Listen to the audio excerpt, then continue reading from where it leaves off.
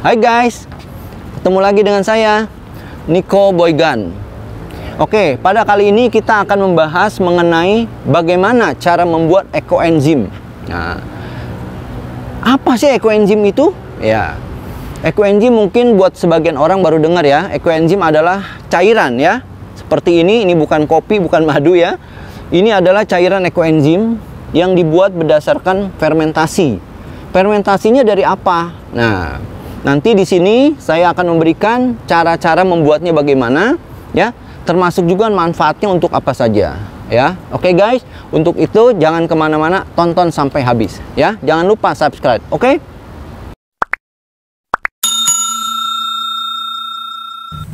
Perlengkapannya adalah satu buah tempat ya. Pastikan tempatnya ini wadahnya ini dari plastik ya, tidak boleh dari botol atau kaca, karena pada saat fermentasi takutnya pecah karena dia ada gas ya.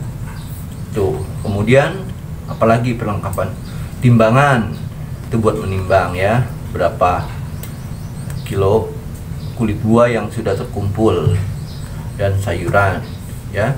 Kemudian bahan-bahannya apa? Air ya, kemudian kulit buah atau sayur ya, kemudian gula aren atau gula Jawa, gula merah atau molase, gula cair ya. Nah, untuk sayuran ini pastikan ataupun buah ini ya minimal 5 buah, 5 jenis ya. Untuk sayurannya juga banyak jenis ya, sayurannya banyak jenis ya. Itu sayuran yang kayak bayam, kangkung ya, mungkin ketimun, wortel gitu ya. Nah, itu kulit-kulitnya kalau kita kupas ya, memang sih lebih banyak penggunaan kulit buah ya. Sebaiknya sih, kalau saya sih menyarankan komposisinya sebaiknya lebih banyak kulit buah. Buahnya macam-macam ya, bisa apa, nanas lah, pepaya lah, semangka, naga, pisang ya, itu. Nah, itu ya. Jadi mari kita mulai.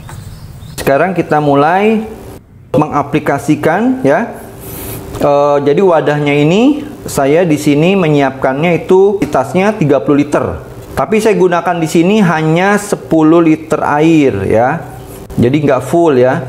Memang tidak boleh full. Jadi dari 30 liter ini maksimal dia hanya 60% ya. Semakin gede wadahnya ya, itu semakin bagus ya.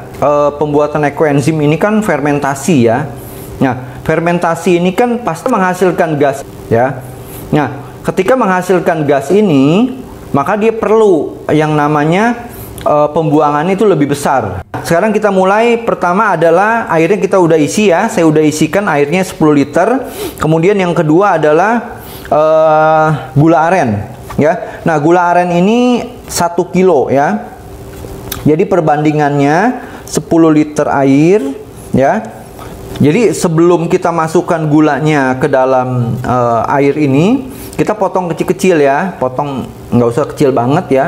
Pokoknya kita potong-potong gitu, biar kita aduknya nanti lebih gampang ya. Jadi dia lebih cepat larut.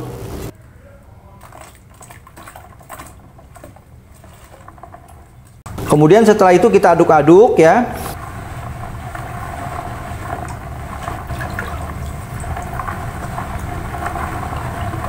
Kita masukkan bahan yang ketiga, yaitu kulit buah ya, sisa sayuran ya, tapi yang jangan yang busuk ya, yang masih segar, yang masih bagus ya. Nah, ini saya di sini baru dapatnya itu nanas dan buah naga ya. Ini juga sebaiknya kita potong agak kecil ya, biar lebih gampang nanti pada saat panennya gitu. Ya, di situ juga ada sedikit wortel ya. Kemudian juga ada jeruk nipis sedikit. Nah, ini kita masukkan semua. Ya, ini harusnya kan perbandingannya 10 liter air, 1 kilogram gula merah, 3 kilo itu kulit buah ataupun sayuran sisa. Ya. Tetapi ini belum mencukupi karena saya hanya dapatnya itu baru 1,5 kilo ya. Jadi kita akan penuhi lagi nanti itu maksimal 1 minggu itu boleh ya. boleh 1 minggu ya. Nah, kemudian kita hitung mulai fermentasinya itu ketika sudah lengkap semua sayurannya sebanyak 3 kilo. Ya, setelah selesai ini kita tutup dengan rapat. Pastikan tutupnya rapat ya, karena kalau dia nggak rapat nanti masuk udara, itu biasanya akan masuk binatang nanti ya, ada ulat atau apa ya. Kemudian kalau misal menurut kita kurang rapat, kita bisa lapisin plastik lagi ya. Plastiknya di dalam ya, lapisin plastik yang besar di dalamnya, kemudian kita tutup dengan wadah yang biru itu. Jadi kita dobelin gitu ya, biar dia pasti. Nah, kemudian kita simpannya itu pasti tidak boleh kena sinar matahari langsung. Jadi kita simpannya di ruangan ya, di luar boleh tapi tidak boleh kena matahari dan hujan. Oke, setelah selesai ya, maka kita tulis ya, kita tulis di atas tutupnya. Setelah itu 3 bulan kemudian baru kita bisa panen ya. Tanggalnya kapan dia mulai fermentasi, kita hitungnya ketika dia sudah penuh semua. Nah, ini adalah contoh yang masih dalam proses. Ini adalah contoh yang sudah panen ya.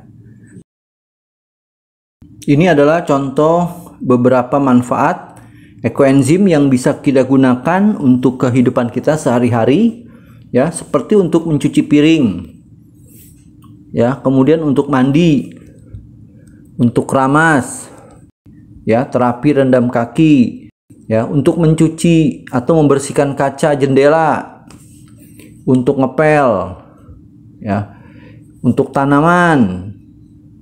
Jadi manfaatnya buat kehidupan kita sehari-hari itu banyak sekali, dan itu bisa mengurangi pemakaian bahan kimia yang biasa kita gunakan sehari-hari ya, sangat-sangat mengurangi sekali.